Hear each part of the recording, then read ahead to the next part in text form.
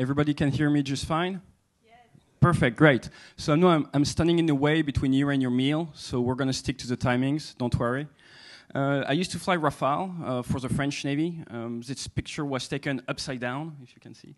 And I used to work from a very specific workplace called an aircraft carrier. That's a French aircraft carrier. It's based in Toulon. It can carry up to 30 jets. Right now it's deployed. It's off the coast of Djibouti. And it has about 20 Rafale on it. So I used to fly one of these Rafale. And I deployed right after the Bataclan terrorist attacks back in 2015. So I went to combat in Iraq in 2016. And there were 2,000 people on board the ship. And we were part of a big task force with about 4,500 people. And we deployed for about 5 months off the coast of Israel initially, and then in the Gulf. And what we're going to be doing for the next 20 minutes is sharing a bit some methods, some stuff that we use in jets that can relate to your everyday life. But more on that later. When you fly a Rafale, your mission starts by taking off from the aircraft carrier. It's what we call a cat shot, catapult shot. And a lot of people think it's very fun and very difficult. It is very fun. It is not difficult at all. And the reason is you are passive in the cockpit. You do not take off. Actually, you do, but you don't do anything. The only thing that you do is you go full power, and then you wait. And then somebody on the aircraft carrier that is sitting right here presses a button, and off you go. There is no way for you in the cockpit to know what data were put in the system and to know if you're going to survive or not. Everybody works toward the mission in the military. So you have 4,500 personnel on a boat and around. Everybody serves one single purpose, and this single purpose is sending 10 jets every day above enemy territory. Without the 4,000 people, the fighter pilot is useless. Without the fighter pilot, there is no firepower in enemy territory. So everybody works toward the same objective, and everybody trusts each other. When you're given a Rafale, it's worth between $70 and $100 million. Your mission is to press the trigger if need be. People on the boat trust you to do it. And you trust them to get your aircraft ready with a good fuel, with a good munitions, and with a good pressure in the catapult for the cat shot. That's what a cat shot looks like. These weak arms are heavy, there's vomit on his sweater already. Mom's spaghetti, he's nervous. Okay, so as you can see, a lot of personnel on the ground. The deck of an aircraft carrier is known to be the world's most dangerous working place. So everybody has to be extremely careful. A lot of people are working around, and now imagine at night, because we do it at night under the rain.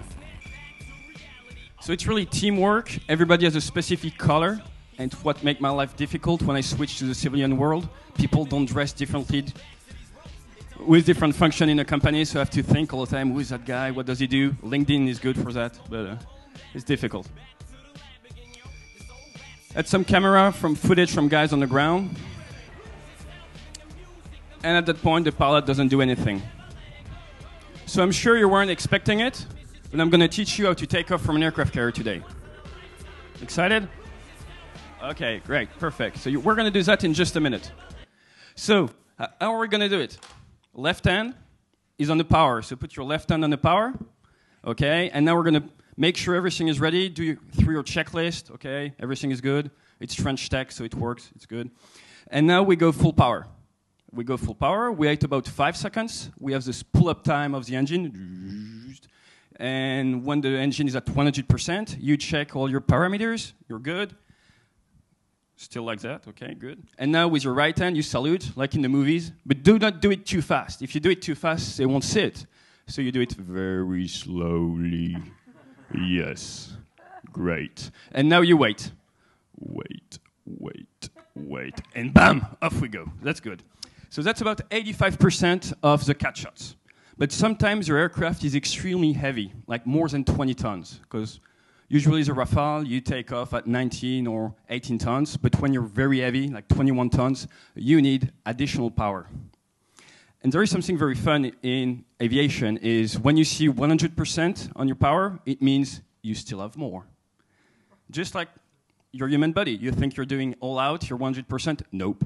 There is like a leverage you can push, but you have to do it on purpose. If one day you go to the Bourget, you sit in a Rafale, and you can't, Too bad it was last week, the Salon du Bourget. You're going to see you can move the throttle, and then you can go past a very hard point, we call it the hard point, and you can really muscle it. It's about 15 kilograms of strength, and then you access what we call afterburner, the big barbecue behind the aircraft. You have huge flames, and at that point you're going to go from about 400 kilograms per minute to about 650 kilograms per minute of fuel, and you'll have 50 tons of thrust. Before you had only 10. So like that, it's just plus 50%. But you have to do it on purpose, and you can't stay there all the time. So it's something you really have to go sometimes to take off. Your team is going to push you, but they need extra help from your side. That's how we help. We muscle it forward. So try again, full power. And even more. Yeah, there you go. Yes, perfect. Great. Okay. So now you know how to take off. Just don't steal an aircraft, please. That's an artistic picture from two aircraft closing in. When you're flying at Mach 1.6, which is 1.6 times the speed of sound, do you have any idea how fast two aircraft close up?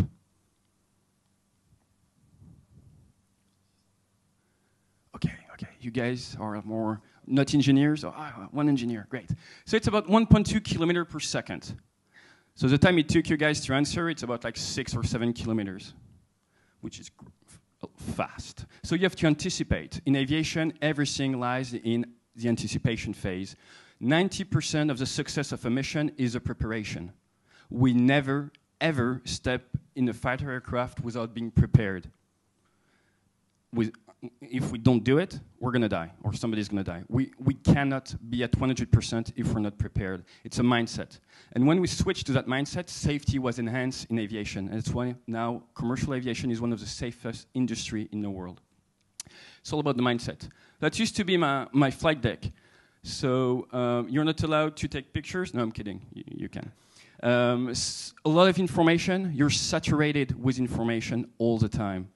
And actually, in your everyday life, let's say you're doing public speaking, it's the same. You're going to have a lot of information. And how are you going to manage this information well? And how can you work well with information? We create processes. And one example is how to handle time. Let's say somebody gives you 20 minutes to run a keynote. How can you make sure you're going to follow those 20 minutes? Alarms, you see? Oh, got my alarm, great. Another way is giving tasks to other people. So right now I need 2 volunteers. 2 volunteers, come on. Great. Thank you very much. What's your name? Lucas. German? Polish, okay, no. 50-50. Okay, thank you very much. Can you raise your hand at, great, at 48? When it's going to be 12:48 on your clock, you raise your hand, okay? So it's 2 minutes before the end of my keynote, at 12:48. Can you do that for me? Great. So I don't know him, so I'm going to ask somebody else to back him up. Is there another volunteer? Thank you very much. So if you don't see his hand come up at 48, I ask you to put your hands up. It's going to be difficult, because where is he? He's behind you. And that's another point, that's another issue. When we fly in combat, we never, ever fly alone. There is no super Rambo in aviation, stuff like that. We always fly at least by pair, 2 aircraft. You guys know why? What issue is he going to have? Can you look behind him? It's very difficult to look what's happening behind you. And as fighter pilots, we do fight seated in chairs. Like we're fighting like that, we're sitting. So behind us, we cannot see what is happening. So because of that, we're flying as pairs. If you have 2 aircraft like this, if I'm in this aircraft and I look at my buddy, what can I check? I can check behind him. I can check his 6 o'clock. And if he's a leader, he looks at his wingman, what can he check? His 6 o'clock. As human beings, we all have areas where that we cannot assess, that we cannot check. So you have to work as a team to make sure no spots remain hidden all the time. That's why in commercial aircraft, you have 2 people in the front all the time, sometimes 3, even 4. Do you know how many mistakes commercial pilots make when they cross the Atlantic on a 7-hour flight? Raise your hand if you think it's less than 10. Okay. Raise your hand if you think it's between 10 and 50. Raise your hand if you haven't raised your hand before. 1. Okay, great. So it's 200. 200. Now you're scared. I know. But how can you explain that we make, because now I'm a commercial pilot, we make 200 mistakes per flight in 7 hours, but yet we're one of the safest industry? It's a mindset issue, or it's thanks to our mindset. We know that we have areas that we cannot check. We know we're human. We know we're going to make mistakes. So every single time we step in an aircraft, our goal is to catch our mistakes or teammate mistakes. We go there, we sit with a mission. I'm human, I'm not designed to fly. It's going to be tough. I have to create processes that's going to save my life. If you look back during World War II, US Navy and US Marine Corps, they had 16,000 casualties during World War II in aircraft. Only 4,000 out of the 16 are due to the enemy. 12,000 dead because of training or just basic incidents. The aircraft weren't less safe than today. It's just the mindset and the process wasn't well then. And we've been working on it for now more than 70 years, and now we have extremely efficient ways of working that gives us extreme safety because we catch all those mistakes. So you can do in the aircraft. Don't be afraid. We know what we're doing most of the time. Okay, so we talk about going with 2 aircraft. This picture was taken above Ramadi. I took part in the conquest of Ramadi and the protection of the Kurdistan. We used to fly with 8 different bombs, some GPS guided, some laser guided. And what we realized is to be able to lead other aircraft and other people in combat in a war that really doesn't relate to their everyday. Like imagine a 25-year-old, we're telling him now you go to Iraq. He's like, why would I do that? You have to lead by example. And in the military, we found out that to be a good leader, you need followers, like on Twitter. And most important, you need credibility. And every single decision we take, both in combat or on the boat, we think about our credibility. Is it going to affect my credibility? How can I protect my credibility? Because if your followers lose respect for your credibility, you're done as a leader. And I've seen guys being removed from the aircraft carrier with a helicopter, like, okay, you're done. You don't have any credibility. It cannot work. We're not going to give you this aircraft. Just go do something else. It happens because we need this credibility in combat. A small typo on the slide, but it's take ownership of everything. As a leader, you're here as an umbrella. You're supposed to protect your troops. We saw it with Special Force about a month ago with the 2 casualties in the French Special Forces. They served as a shield for the team. That's what we do as leaders in the military, and it works very well. When you're done with your 7 hours above enemy territory, you have to refuel on a regular basis. And what you do is you reform and you fly formation. Maybe you've seen the Patrouille de France. I used to fly displays with 2 Rafale. And what we do is we apply a very specific method called volant formation. And it's going to be French. Sorry for English speaker friends. It's étagement, retrait, écartement. So it's basically you want to make sure you have the good vertical position, then the good longitudinal one, then lateral. And we do not multitask. Multitasking is great on LinkedIn, everybody has idea. I'll tell you how we do it in aircraft. We do not multitask. We do separate tasks extremely fast, one, then the other one. So étagement, retrait, écartement, étagement, retrait, écartement. That's how you fly formation. And the second secret our instructor tells us is to move our finger toes. You move your toes. By moving your toes, you basically put all the stress away, and it enables you to maintain a very gentle hand because we're flying with a hand. So by moving your finger toes, you're taking away all the pressure. So try that when you're queuing on the highway this evening. You'll see you visualize all the tension, put it through your spine, down to your toes, move your toes. It works very well. Okay, this philosophy of breaking stuff down, we do not only use it in jets. We use it in everything that we do. Let's say you have to go do a big combat mission. What you're going to do is you're going to break stuff down. You're breaking everything down. And when we have a big mission, we see it as a cliff. Let's say you have a new job, a new stuff. You see it as a cliff. What we do is we break it down, and we, all the steps to success. We celebrate every single step all the way to success, and we see it, as a stair. And as a manager or as a human being, what you have to do is create your own stair every single time and celebrate every single step. That's how we do it in the military. It works extremely well. And at the end of the mission, once you're landing on the boat, you can debrief. That's what we do. We debrief all the time. And to debrief, we have a very simple method called the Grail. A debrief has to be gradeless, no hierarchy. You have to look at the results. You have to analyze your errors. You have to identify the lessons learned, stuff that you learned during the contract. And then you have to share all the stuff with the rest of your colleagues. So if you want to remember it, you know Monty Python? Yeah, so that's the Grail. Very easy. If you apply that, it is very great. The second stuff that we do when we're facing the cliff is we aviate, navigate, communicate. You fly your aircraft, you make sure you're not crashing, then you ask yourself which direction should I go to, and then you start interacting with the rest of the world. And that's what we train you to do every time you step on an aircraft. We tell you, take care of yourself first, aviate, and then you can help the other ones. It's true as an individual, as a pilot, but when you're working as a manager too. Aviate, navigate, and after that, communicate. That wouldn't be possible if they weren't aviating, navigating, and communicating. That's the base of everything for us. That's the sun, and I've got bad news for you. It's going to explode in 5.5 billion years. So why am I saying that? Some of you might have seen Top Gun, and Cougar has issues at the beginning of the mission. It's because he's thinking about his family. He's not thinking about what's happening right now. So when you're aviating, you have to focus on what is happening right now. It is extremely important.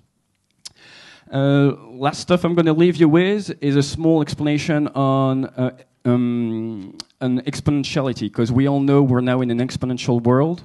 To keep it short due to timing, basically, our brains are designed to think in a linear way. So if I offer you a job where I tell you you're going to start with $100 a day, I'll add you an extra 100 a day, you're going to end up making 122,000, which is good. That's what usually people like. And if I offer you 1 cent a day and we double it every day, people think it's not as good. It is actually 46 million times better if you work 49 days. So our brains are not designed to cope with exponentiality. And where I want to go is that right now we all know we're in an exponential world. Moore's law, Butter's law, Crowder's law. That's why we have smartphones, 5G, all that stuff. It is going extremely fast. And we're using aviation at going very fast. We're in an exponential world since we broke the sound barrier. So the method we use in aviation are methods that do relate nowadays in the very and highly competitive world of innovation. You've known all those. It's going extremely fast. That's what exponential looks like. So basically, I want to leave you with this. You don't have to be a fighter pilot to use this method. Breaking it down, debriefing, keeping in line with the objective. You're all in charge of your own aircraft, yourself, every morning when you wake up. So act as a pilot in command, and you're going to be able to follow the rhythm of innovation. You're going to be able to be as exponential as the tech, and you're going to be able to rise in this very dynamic world. Thank you very much.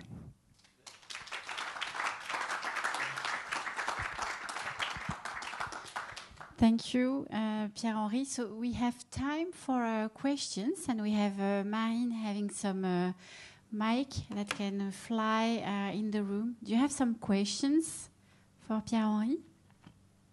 Don't be shy. I don't have time to redo it in French. I'm sorry.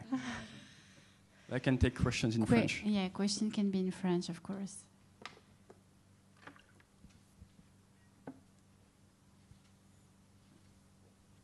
Thank you for your speech.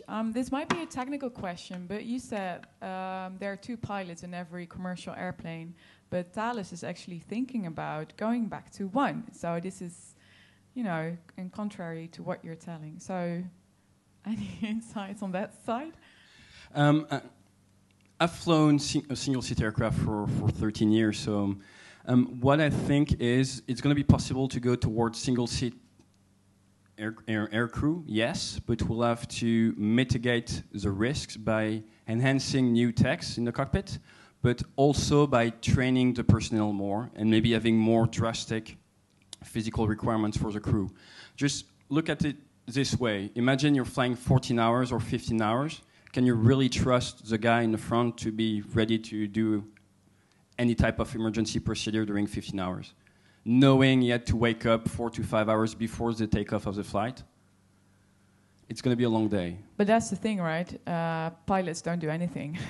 Just Exactly. Therefore, Basically, right now in the modern cockpit, pilots do not and shouldn't do anything because a computer does it better until the cliff arrives. And we've seen it lately with I fly the MACH, the 737 MAX for Canada.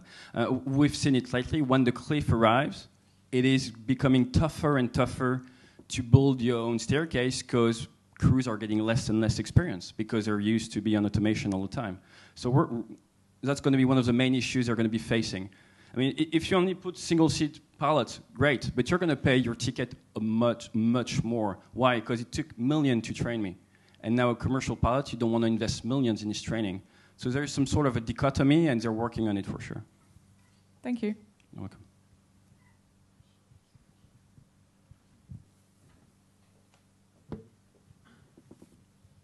En français. Pas de souci. Du coup, moi qui travaillais en 0G, j'aimerais savoir combien de G tu évolues, positive ou négative, et quel effet ça fait sur ton corps. So the question is, how many Gs do we take? Because you work in 0 Gs. We're usually at 1 G when we're above Iraq, maximum 2. I used to fly air shows. During air show, you'll be between -3 and +11. Between +1 and +5, it is fun, and the seat is 30 degrees like that to make the distance between the brain and the heart smaller. So it's pretty fun and you're used to it. Above 7, more than 10 seconds at 7, it starts to be painful. More than 15 seconds, you start to lose sight a bit, gray out. I usually had some gray out during air shows. Above 9 is just painful. So, Thank you. you're welcome. There's one. One question about debriefing. You say lessons learned. How do you ensure in your debriefings with the Navy that lessons learned are kept and included in procedures, I guess? Back in the days, and we actually have statistics on this, we would share it around beer or alcohol at the bar. If you look at statistics of World War II, most of the pilots that survived the war went to the bars in the evening, because that's where they shared all their lessons learned of the day. Guys who would go and sleep would usually die within 2 weeks, statistics.